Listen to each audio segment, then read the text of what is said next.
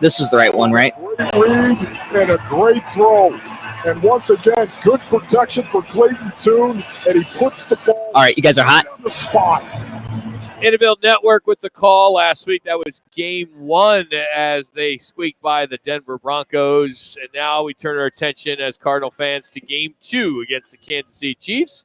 And joining us now, as he does every Friday, is Howard Balzer. Every Thursday. Every Thursday. Oh, it's not Friday? No, it's not Friday yet. I thought it was Friday. Not yet. Not Oh, Howard, sorry. I thought it was Friday, man. My bad. But anyway, how you doing, boss? Doing well. Guess got confused. I was on Friday last week, but always good to be with you. I'm doing. Yeah, he's always on Thursday. Well, he was on Friday last week, Minuch. Okay, but today's Thursday. Right? Okay, it don't matter. I don't care what He's date it is. typically on Thursday. Any day that ends in Y, I'm here. All right, I want to ask you our question now. This is our It's Your Call question. What are you looking for the most for the Cards in preseason here in game two? And here's your four choices. Minuch writes this question. Thank you. More explosive plays, better run game, defense creates turnovers, or Clayton Tune plays three quarters. So more explosive plays, better run game, defense creates turnovers, or Clayton Tune plays three quarters. Of those four, which would you like to see? I was hoping one of the choices would be just to get out of the game healthy. Yeah. I mean, I don't think. Yeah, Tune might play. He might play close to three quarters, which I guess is pretty close to that's what he played last week. And so I think that that could be something. I mean, all those things are good to see, but you always have to keep in mind what this is all about in these games. And obviously, there's a lot of overreaction. There's a lot of making more of them than what they truly are. I mean, is there any other guys? Is there any other sport on this earth that we talk more about preseason games than the NFL? No, not at all. No. We don't even talk about them with the other sports. No, we don't. I know. Exactly. And I've always said this. One of the reasons is because they're presented as if they actually mean something. They're all on TV, and the fans going to the games have to pay full price and all those things. But who's playing in these games? I mean, no starters never play in the fourth quarter. But I think truly that what you want to see, which we saw pretty much in the first game, was a clean operation. Mm-hmm. No sloppiness, no silly penalties, things like that. You're always going to get a certain amount of penalties, but I think they only had 4 in that game last week. Now you always have to keep in mind what players are out there for the Broncos most of the time. I thought it was pretty crazy there that when the Broncos finally scored their first touchdown, it was against the Cardinals' second defense.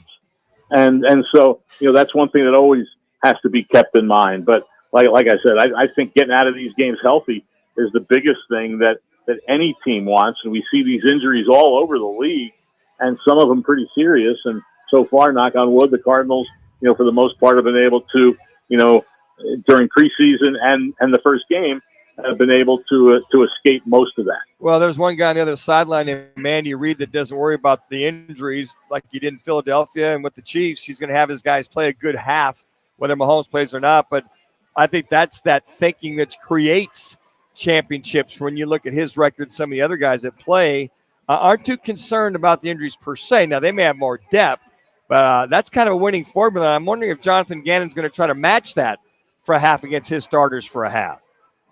Well, I think we might see the starters certainly, play more than they did last week.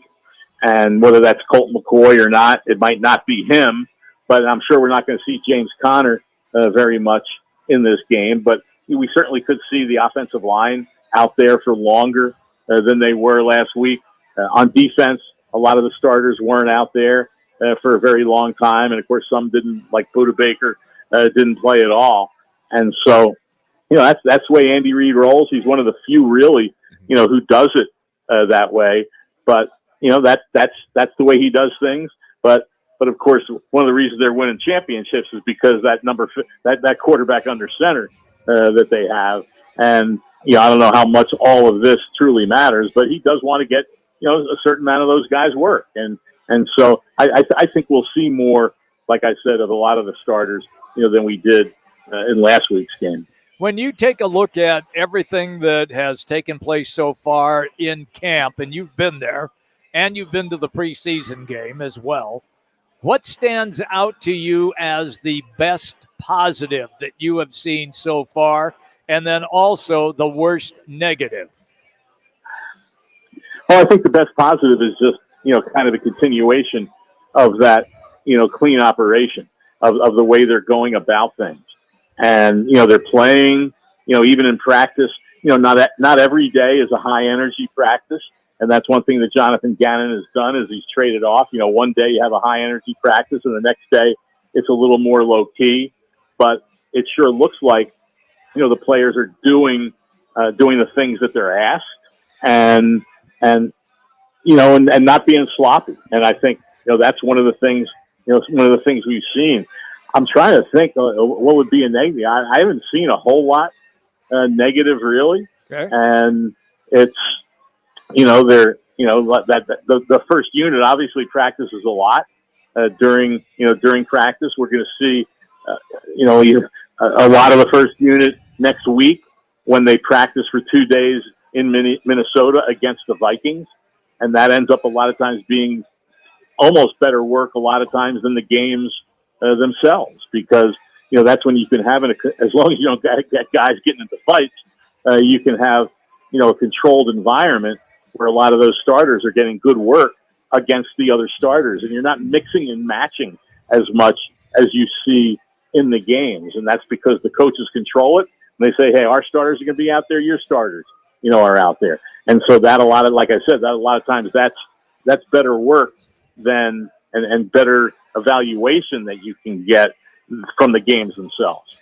Howard, I know Colt McCoy will probably start this game, but I would wonder if you ran this up the flagpole that maybe you have Clayton Tune, maybe not this weekend, but maybe next weekend, start with the starters, the offensive line, and the starting group, just to give him some reps with this starting group, knowing what Colt McCoy already knows, in order to see how he reacts, because you'll have 2 weeks, prior to that first game. I'd just be curious to see if they had that thought process for, if not this weekend, next weekend. No, I think that makes a lot of sense, and that's what I was alluding earlier. We could see, maybe McCoy exit the game a little bit earlier, but then keep that starting line in there, and have Tune play behind them. I don't know if they will do that, but I think it certainly would make sense to do that. And you mentioned how much time is left. I mean, they only have, if you really, really look at this, there's only about 5 practices at most, maybe only 4 practices, counting the ones against the Vikings next week. There's only that many practices until you're into the first week of game prep for opening day. Because next week you have 2 against the Vikings. Maybe they'll do something on Tuesday before leaving town. The next week is the cut to 53. And then you're putting your roster together the day after that with the practice squad and all that. And the players get off from Friday through Sunday.